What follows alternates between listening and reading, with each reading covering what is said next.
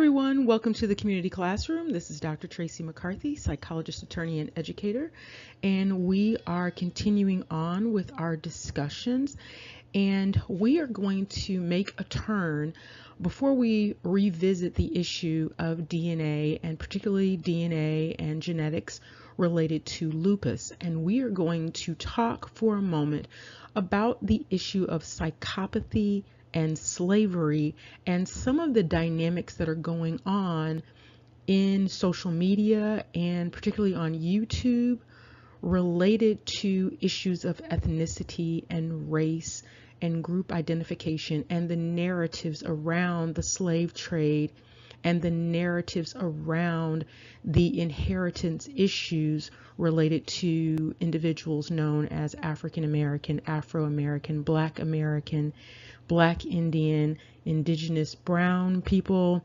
First Natives of America. So we're going to be talking about some of the issues that are surrounding some of the conflicts that appear to be going on YouTube in relation to this issue of psychopathy and slavery. And some of you might use the word narcissism in relation to psychopathy. So we'll also use that phrase interchangeably because that's something that people can sometimes relate to a little bit better than psychopathy.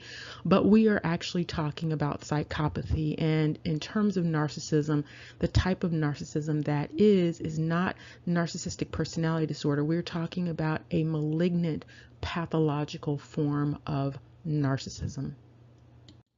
And so what we're going to cover in terms of psychopathy and slavery and some of the game playing that is going on YouTube in particular is we're going to look at some of the traits and symptoms related to psychopathy, and we're going to look at the facilitative behavior that goes along with these traits and symptoms. We're going to look at some of the legal responses to dealing with psychopathic behavior.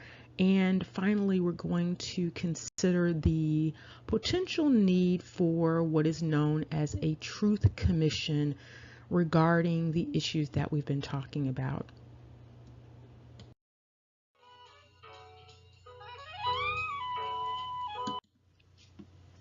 Okay, so now what we're going to do is we're going to talk about this issue of psychopathy and the symptomatology of psychopathy in relation to the slave trade and the individuals who have been identified historically as slave traders.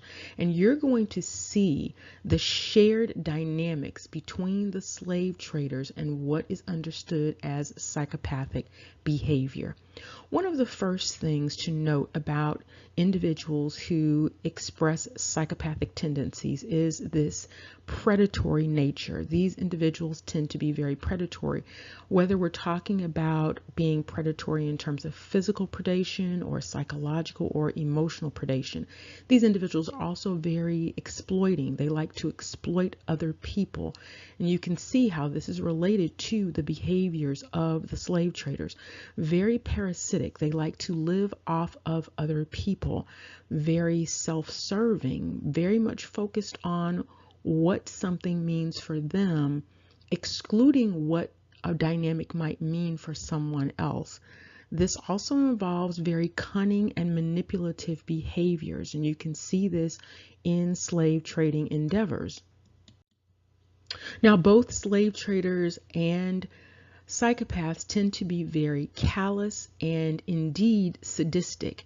The entire enterprise of slave trading is a sadistic enterprise. There's also a level of impulsivity where individuals tend to act without thinking and without regard for the consequences of the behaviors. They simply want what they want. These individuals also are very deceitful. They are known to rewrite history, which is probably why it's been very difficult for many people to trace histories of family members and to get a full understanding of the slave trade, an unequivocal understanding of the slave trade that is consistent across nations, across states, across continents. Another issue that many people don't think about related to slave trading is this issue of being charming and glib. There were instances where slave trading was not this coercive dynamic that people envision it to be. And in many instances, people were charmed into slavery. They were charmed into becoming indentured servants. They were charmed into believing that they were migrating to different places to experience a better life. Sometimes they were told that there would be different types of religious experiences. If they would travel, they would be told that they would have better employment types of opportunities, better living conditions. And as you can imagine, it's probably a lot easier to get someone on a boat to go across large bodies of water if you lie to them and deceive them and get them to go willingly versus that narrative of packing hundreds of people below deck for months at a time. And some of you might know this dynamic as blackbirding.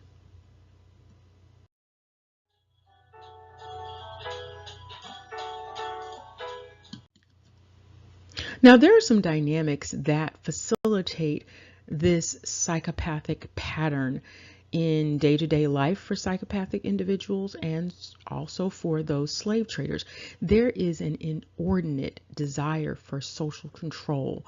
One of the things that psychopathic individuals focus on is this obedience orientation, almost an obsession with having individuals submit to them and having individuals to obey them. And so it's almost an obsessive type of dynamic, this need for social control, which fits very neatly with forms of slavery, whether we're talking about physical slavery or mental or emotional slavery. There is a tendency towards gaslighting, and gaslighting is a game that some people play who have psychopathic tendencies along with slave traders. And this involves playing around with reality, trying to make people doubt their perceptions, question their understanding of truth and their experiences. These individuals also have low or no empathy at all and low or no remorse. And so there is no sense of guilt about anything that has been done, and there is no sense of empathy about having done anything. There is a sense of having no morals whatsoever, and so there's no sense of anything being done being considered wrong. And there's also this dynamic of what might be known as psychopathic nepotism, where those with psychopathy finding other people who have similar tendencies and creating collusive types of relationships and dynamics with those individuals to get some of these psychopathic enterprises underway. And you can imagine with the slave trade, not everyone was involved in the slave trade. And so it takes a certain type of individual to even be remotely interested in that level of social control, that level of laziness, that level of parasitic living. It takes a certain type of person, and it also takes colluding with like-minded and like-spirited individuals.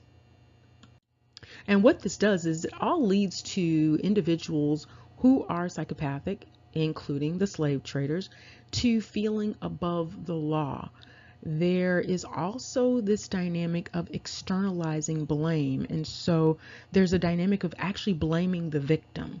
And so some of the narratives you might hear around slave trading are things like the individuals were uncivilized, and so therefore the slave trade was sort of saving them, and the enslavers were helping them in some sort of way, and the ones who were fortunate enough, and that's in quotation marks, to be enslaved were lucky. We'll come back to that whole lucky dynamic again. And also blame shifting. And so you would have one group of slave traders blaming the other group. You might have the Europeans blaming the Africans, or the Americans blaming the Africans, or the Africans blaming the Americans, or any configuration like that, but basically not assuming responsibility for any individual behavior in terms of the slave trade.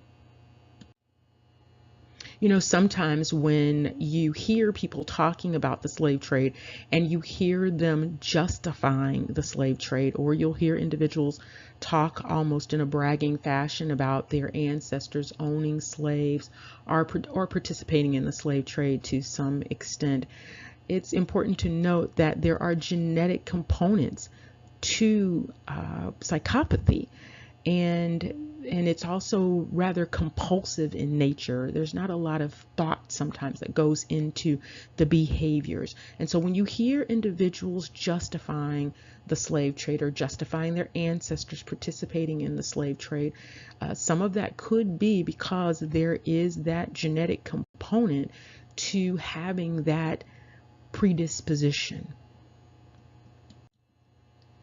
So not only do some individuals actually have a tangible inheritance from their slave trading ancestors, they also inherit some of that personality dynamic.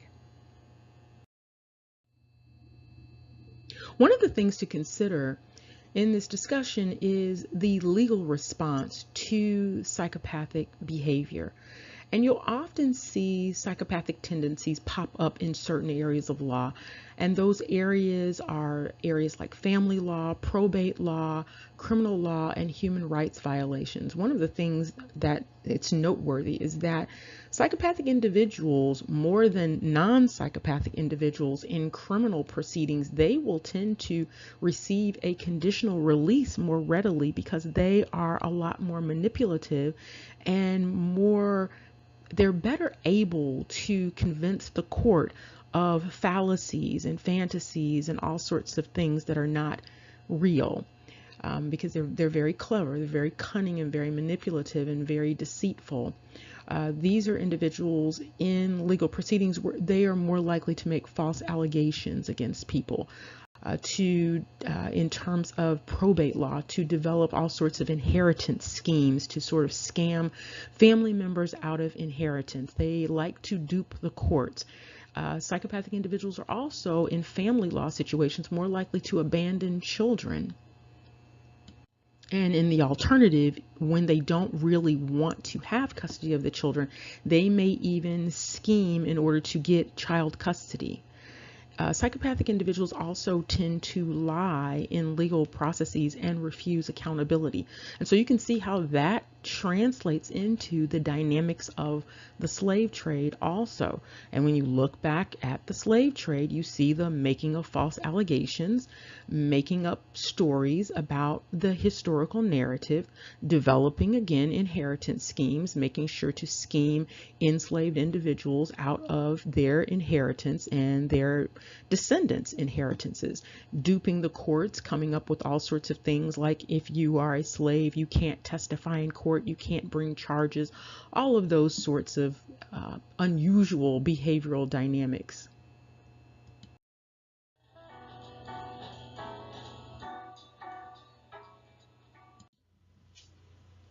It's very important that people understand the psychological dynamics that were involved in the slave trade. Before we go on to talk any more about issues related to DNA or lupus or anything else, it is important for individuals to understand that dynamic of psychopathy on an individual level and on a group collective level across continents, across nations. We're talking about something very serious here. And we're talking about individuals who, over the course of history, over the course of time, have been dealing in fallacy, creating fallacy, rewriting history, engaged in inordinate endeavors related to social control and manipulation. And we're talking about on a larger scale, and we're even talking about, for whatever reason, on YouTube with individuals who purport to be regular, normal individuals who have channels on YouTube. They are also engaged in this highly unusual practice.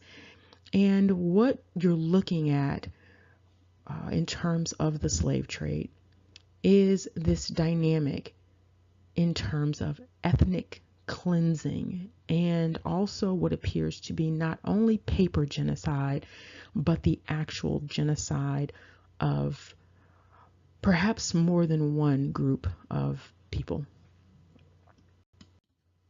And so while people are working on their projects and thinking about creating the roles, one of the things that might be important to think about is this idea of what is known as a truth commission. In order to reconcile histories, historical narratives, questions about heritage, and where people go on from here, sometimes what is needed more than anything else is the truth.